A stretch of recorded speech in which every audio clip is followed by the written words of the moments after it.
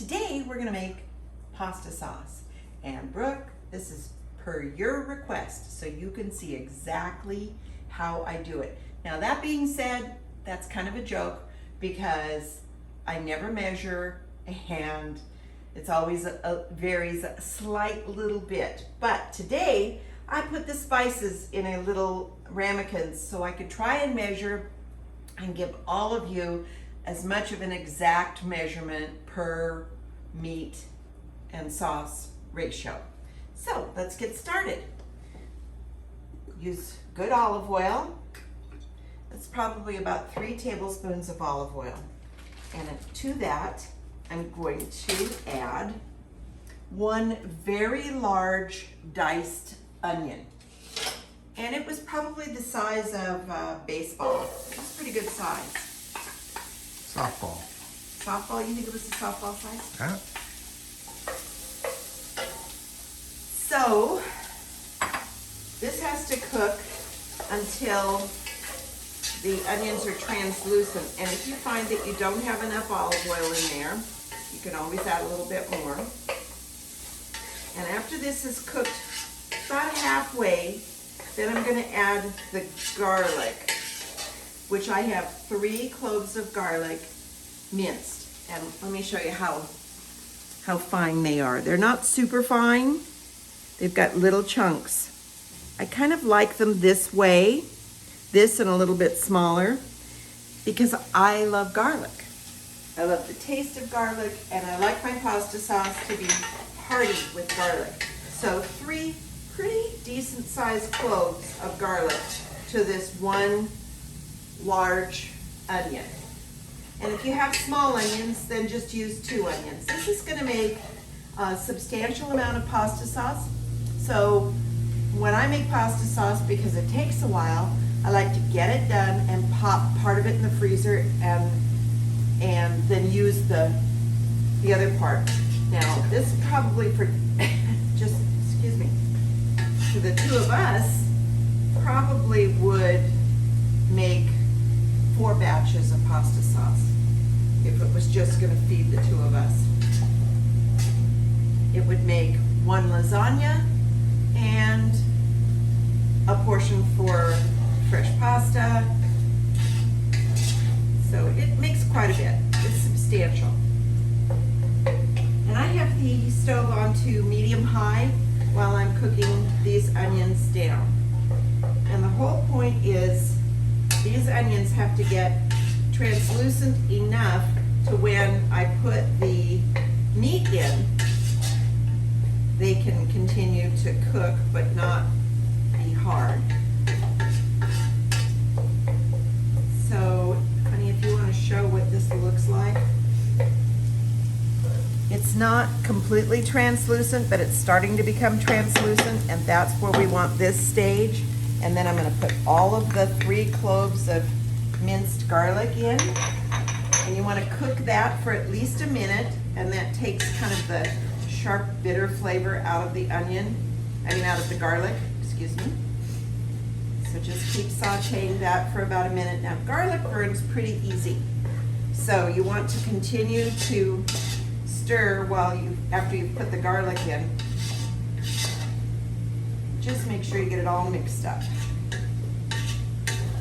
It already smells so good. Anybody that knows this kitchen knows garlic is a good smell. Garlic and basil, oh my gosh, those are good smells. Okay, so cook that. I have 1 pound of hamburger. I put that in. And I have 1 Jimmy Dean sausage. I prefer the hot because I like a little kick to the pasta sauce, but you can use regular as well. I wouldn't use the flavored one like sage, because that's a flavor I don't introduce into my pasta sauce. So now this will have to be cooked down, and I don't like it minced.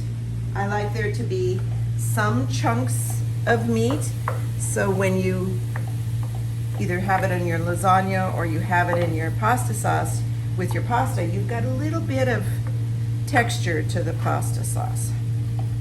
So I'm gonna let this cook down, and then when it's cooked, I'll come back and show you how big the pieces of meat should be. Okay, see you in a minute. Welcome back.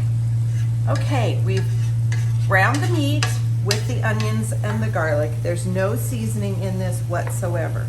Now, a couple of things to note. I get my hamburger from Costco, so it doesn't have a lot of fat in it. And the Jimmy Dean sausage has almost no fat that comes out that needs to be drained. So, honey, if you can show this. This is what I'm talking about, having some chunks in it. I like there to be some chunks. That must be like nickel size. And you can see that there's that much juice in the bottom. And it's not necessarily all fat, it's some juice. If that grosses you out, then at this stage, you can drain it. I don't and never have, so that's my little hint. To that, I'm going to add my oh-so traditional Prego sauce. Now, quite often, I use the sauce with mushrooms, but I had just traditional at this point, so I'm going to use 2 of these. And why I use Prego is it has a really, really nice flavor base that's a beginning to the sauce. Would I ever just have it just this way? No, because it's just not quite right for me. So I have those. I have a can of crushed San Marzano tomatoes.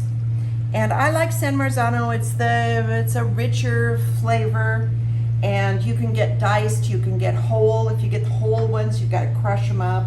The diced is easy. So I put a can of that in.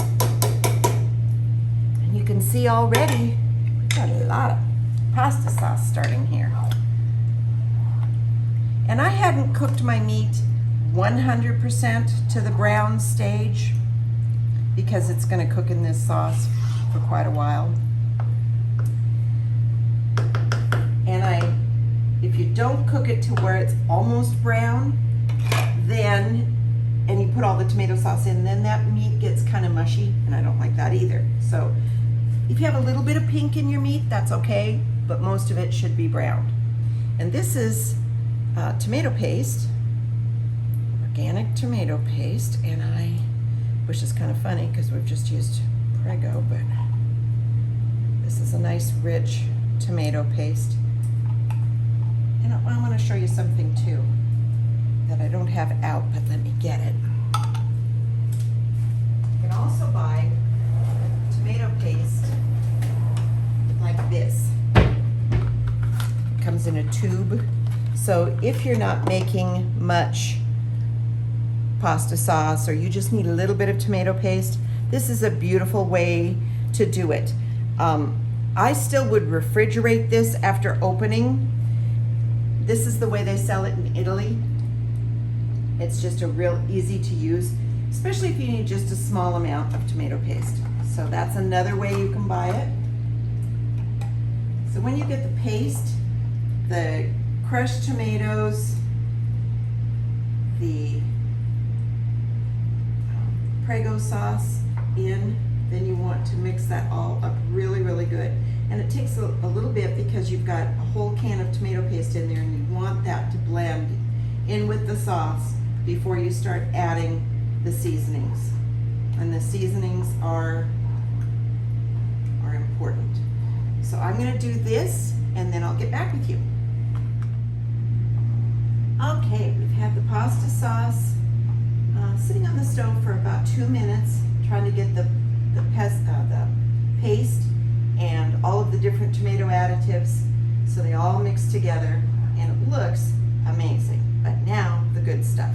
So the first thing you do is taste it at its base. So we only have onions, garlic, the 2 different types of meat, the Prego sauce, the paste, and the crushed tomatoes. That's it at this point. So you want to taste it because it will have flavor, because Prego has flavor. Nice, but not very exciting. Okay, now, I don't ever measure. but I'm gonna try and measure for you guys. So this is basil that I grew and dehydrated from my garden. So I am heavy on the basil for this. So I'm gonna start with 1 tablespoon, although I can guarantee you it'll probably go to 2. Then I'm gonna do 1 teaspoon of marjoram.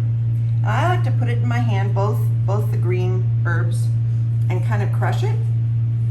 Kind of awakens the flavors. So a tablespoon and a teaspoon. And then we're gonna go to the, let's see which one this is. This one is garlic powder. So we'll do 1 teaspoon of garlic powder, 1 teaspoon of onion powder,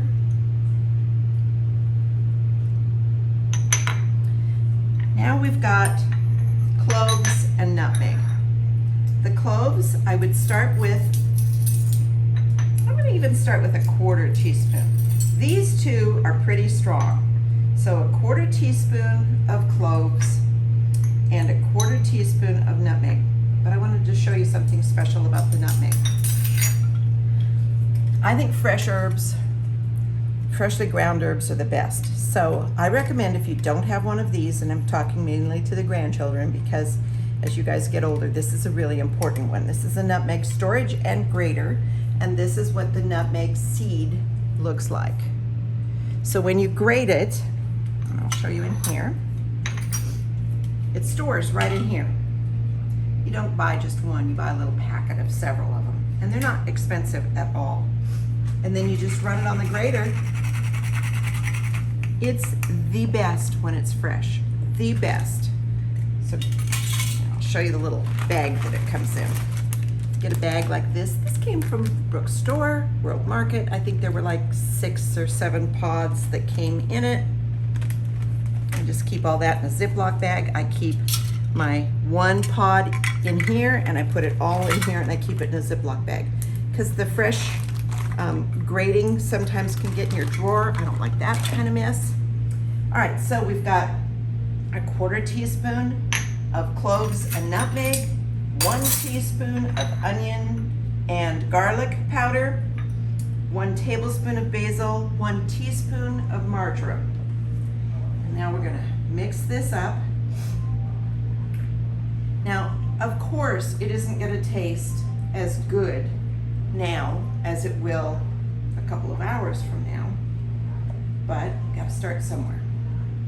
So I've already tasted that spoon, try a new spoon.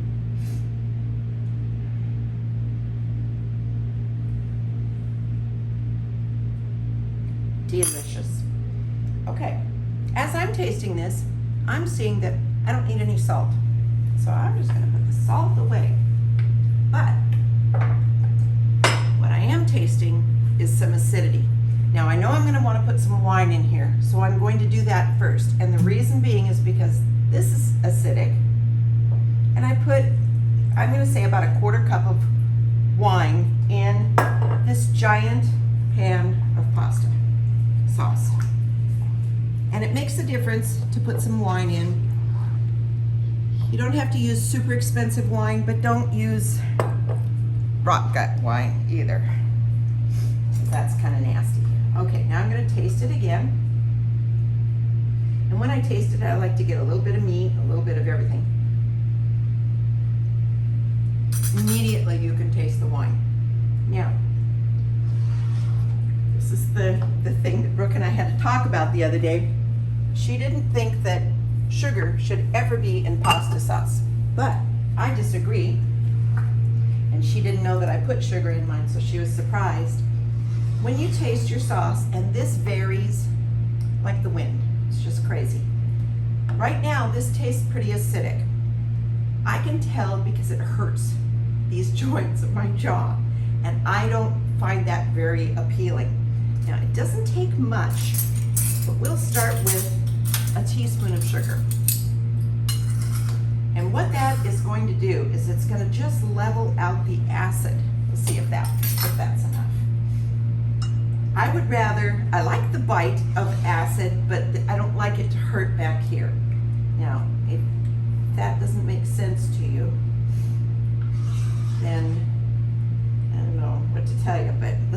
with a teaspoon. See if that made any difference. No pain. No pain whatsoever. Okay, so I'm gonna let this cook on simmer for quite a while. While that's cooking in this pan, I'm gonna turn this up to medium-high. This is gonna take probably 4 or 5 tablespoons of olive oil. And we're gonna cook mushrooms in it.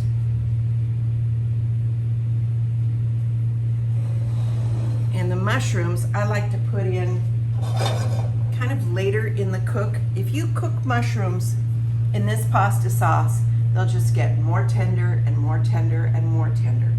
And the one thing I don't want is my mushrooms to get all mushy. So I will cook them, and I cook them to where they're a little on the crispy side. So I'll show you that. And I'll clean up here. I'll get back to you when we're ready to do the mushrooms, and we'll move ahead. Welcome back. Okay, the pasta sauce has been simmering for about 5 minutes. We've been able to get a little tidy here. One of my hints says always have a pile of spoons, clean spoons, so you can taste and then get rid of the spoon. So let me show you how thick the mushrooms are. I did it in the Cuisinart, which is a little bit easier than doing it by hand, but I would say it's about, what, a 1/4 inch thick? 1/8 to 1/4. My olive oil's real hot, which you want. These mushrooms are real wet.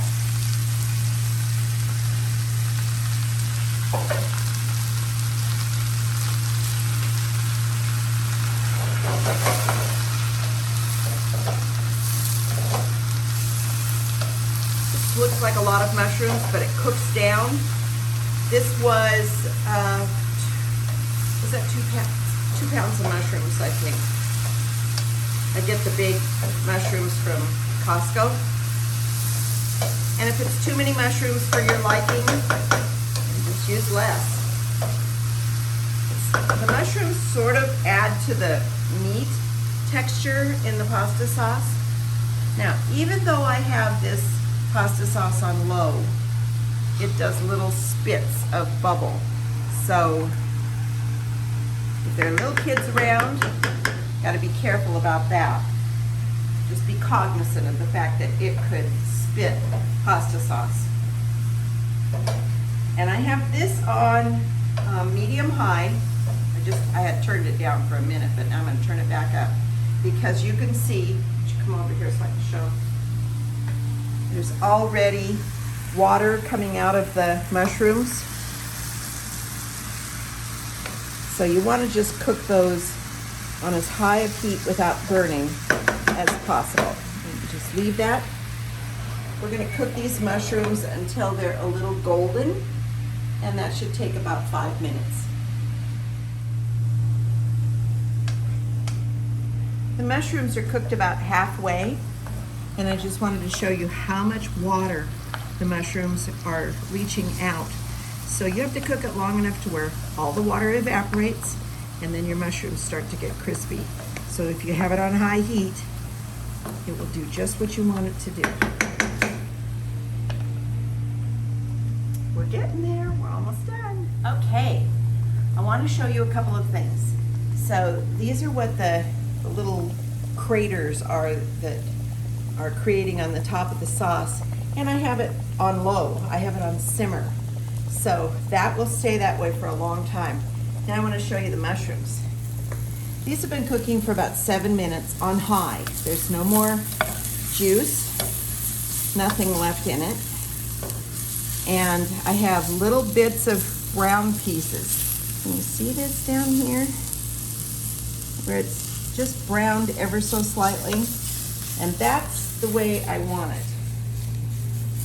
So I'm going to leave this on high for another couple of minutes, and then I turn it off and I leave that pan on the stove. I am not going to add that to the pasta sauce until the pasta sauce is done cooking. So this will get a lid put on it, and it will about 2 hours. And on your lowest temperature. These mushrooms, they're just about there. Come here, honey, let me show. I just turned these over and you can see where they're little brown.